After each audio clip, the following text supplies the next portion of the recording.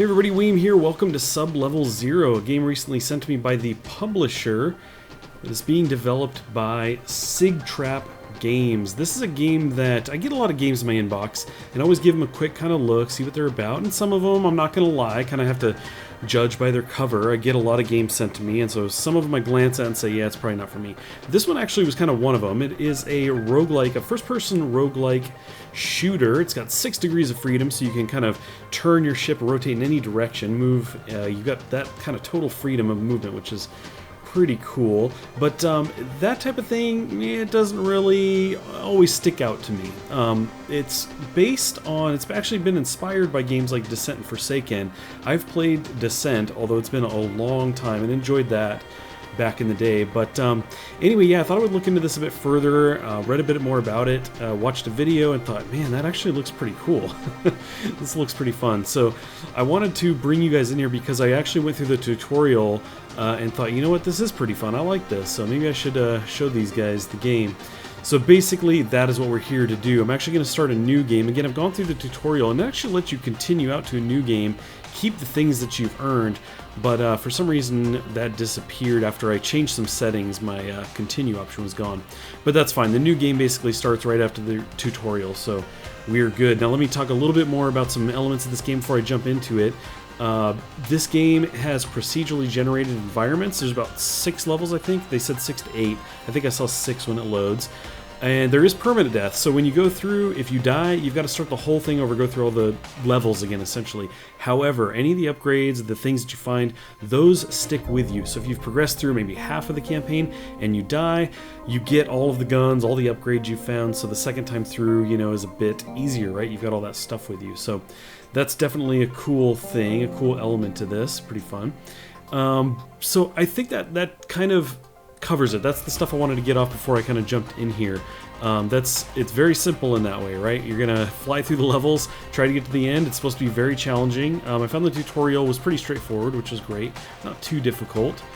So let's go in here. So right now we've got ships to choose from. You can see these are all red here. We can't choose these. It says we have to, for example, destroy 300 enemies with plasma weapons to unlock the pyro ship. So we have to start with the standard gunship. Let's just jump in here. Now we've got some story. I actually went through this before, so I'm going to kind of skip this here. Who needs story? So here we are at the top. I have my health. We actually can pick up an item to help fix that. We do have the reticule here in the front. On the left side we have bullets. On the right side we have dumbfire. You can see that down on the bottom, missiles. If I scroll up, it would change out the weapons on the right. If I scroll down, it will cycle through the 2 that I have. For that one, between autocannon and pulsar. So the other side I don't have anything. We can actually jump into our inventory here and look at what we have, which is nothing right now, except for the 1 repair kit. And then we can actually craft. That's one of the things you can do in the game, is you can pick certain items up, you can pay to make things. I actually haven't made anything in the tutorial. I don't think I had enough. I think I had like 701 or something. I got pretty close, I think, to making something, but anyway, maybe we'll get to that this time around. And once you have things in here, it's very easy. You can select one, choose where you want it to go. It can go in one of the 2 columns here. So if you get something, you can kind of pick it and swap something out, and then that's what you have to choose from when you're kind of scrolling here. So here you got the movement, very fluid. Again, we can kind of go anywhere, up, down. We can rotate this guy, and the levels actually will kind of turn on you, so it's pretty interesting. But anyway, let me just jump in here and kind of show you what's going on. So automatically, right off the bat, we have an enemy here. Let's take him out. He's exploded. So let's switch over to the pulsar. Make sure there's no one just kind of hanging out here. Okay. Sometimes I get in and I see this and I'm like, ooh, gimme, and then I start getting shot at, so. So we can actually go up to these. You can see it says F to use, hit that, things will pop out. Now we actually have, some things will pop out, you'll automatically pick up. In other cases you can see it here on the mouse over. It is a razor flamethrower. We can actually hit F to throw it in an inventory, or we can hold F and it will automatically equip it. So there we go, we've got it equipped. Actually I haven't used a flamethrower, let's check that out. Okay, that's cool. I like that a lot. But it's got bullets on the other one. Let's actually jump in here really quick. Let's see. Pulsar, equip. Here. I didn't want the bullets. So now we have the pulsar and the flamethrower. Sweet. Okay, another cool element to this game is we can actually hit tab and see the map here. Check that out. As we go, we'll actually be able to see more, so kind of a cool way to keep tabs on where you're headed. So let's do this. We're going to loop around. So we actually have a nothing there, actually X. We can't go that way. So let's do this. Let's see if I can't get us killed here. Usually when I stick out like that, there's an enemy on the other side that starts shooting me. Looks like we're good. You can see the items floating here. We'll go ahead and pick those guys up. Lets us know right there we had 27 nanites, 3 darts, and a missile. That's cool. These look like crates, but I guess I can't do anything with those. That's cool. Okay, let's keep going. So I'm going to angle, loop around this guy. It can be a little disorienting sometimes. You kind of move around and you're wanting to kind of rotate your ship around. Depending on how the room is structured when you come out the other side, which is, it's kind of fun. It adds this crazy depth to the game there. So you can see it seems like I feel like I'm upside down. Like I need to kind of rotate like so before going in that room. Let's fire a missile at this guy. Oh, he blew up. How about you? Nice. That was cool. It bumped him. I never noticed that before.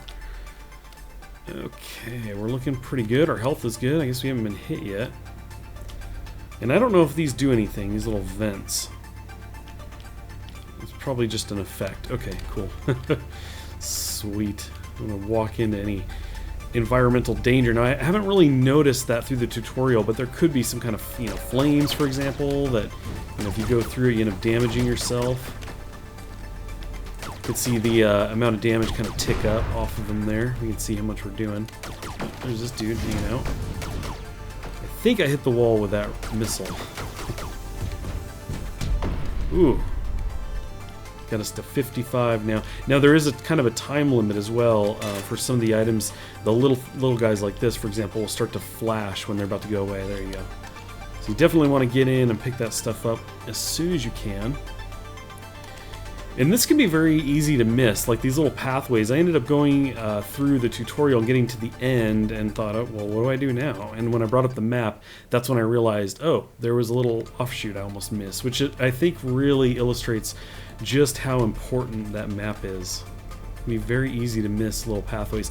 And that actually makes it really dangerous, too. You'll kind of go into rooms, for example, and, think like, oh, there's no one in this room.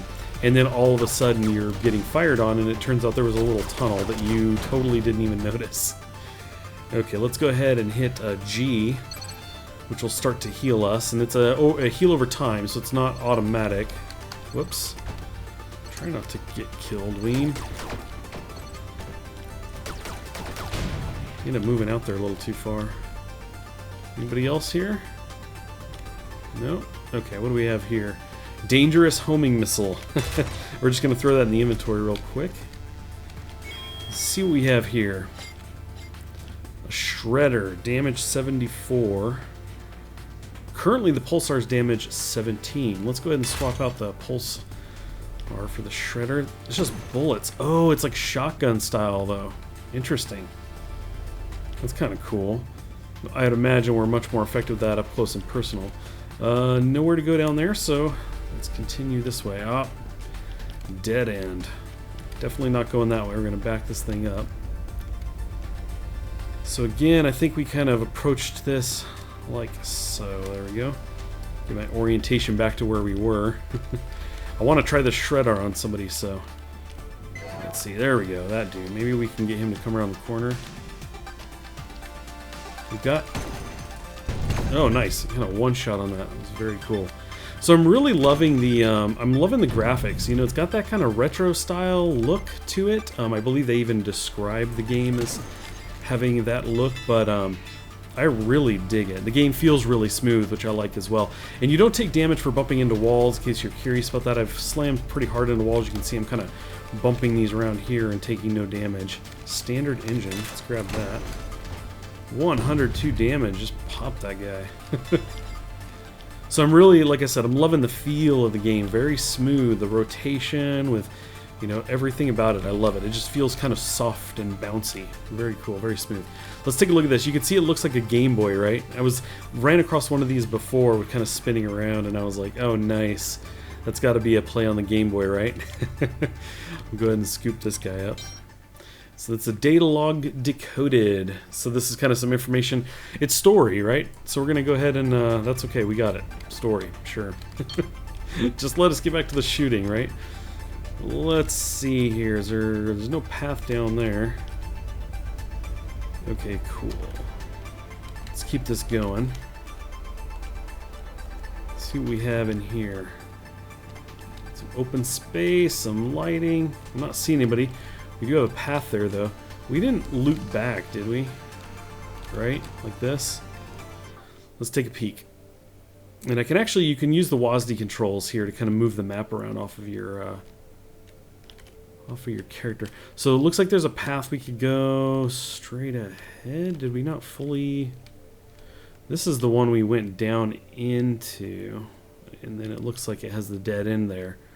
So I think actually we're good with going back this way. It seems like I might have missed something in here. This guy, I think. Yeah. A doorway. Let's go to the flamethrower. We haven't used that yet. Okay, that ticked up some damage. Interesting. Oh, I wonder if that sets them on fire. I actually didn't look for any ticking. Let's see that. We hit him a little bit with it. No, just did its initial damage. It goes pretty far, though. Yeah. Man, that goes out there pretty far. That's cool. We don't have to be that close. We got a doorway we can't go through there. New one here. Let me switch back to the shredder. In your face. You too. You gonna blow up? No? I like that. That shredder's pretty cool. You don't, like, so far through the tutorial and obviously what we've seen so far, there's not really a lot of long, wide open spaces where, you know, you've got somebody... I mean, I guess that right there is probably pretty far. That's probably the farthest I've seen. Ooh, he's zoomed in at me. That's creepy. Get back. I was going to say, you typically don't have these long runs where, you know, having the shredder would be kind of a down... Would be a downside, but of course you do have missiles and everything, so you can switch things out really quickly. Nice. Nailed him. So we could, oh, and there's the homing missile. Interesting. Let's try the homing missile. So what we're going to do is, I'm just going to fire off of him a bit here. Okay, that's cool. Probably could stick out from a corner or something. Or you have some of these guys move around quite a bit, so that would definitely be handy. It looks like we've got kind of a couple options here, right or left.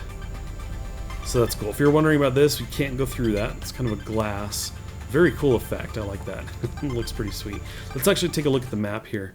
There's our two paths. Let's back this back up.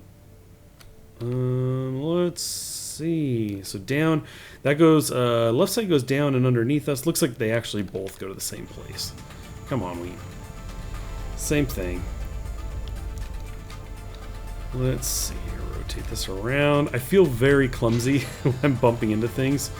I'm like, oh man, I'm so terrible at driving here. Okay, we're at 61 life, not bad. He's still up. Oh, there he goes. We're gonna go ahead and, actually we don't have any lives, come to think of it. We got 0. Oh, incoming fire there. Switch to the shredder. I could just kind of go flying in there. Let's do that. He's gonna shoot. Whoa, there's lasers and stuff. No, I need in. Get me in. Oh, can you not go back? That's no good, you guys. Okay, I gotta stay on the move here. We got these lasers. Let's get in there and try to take those guys out. Not quite. I have to try to stay on the move here. And one other one here, right? Pop out from behind. Are we good? 40 life. Wait. Okay. Yeah, I'm not picking these up fast enough. We made it, though. This should be the end of the level, at least if the tutorial was any indication. And this is a new engine. That's cool. I haven't got one of those before.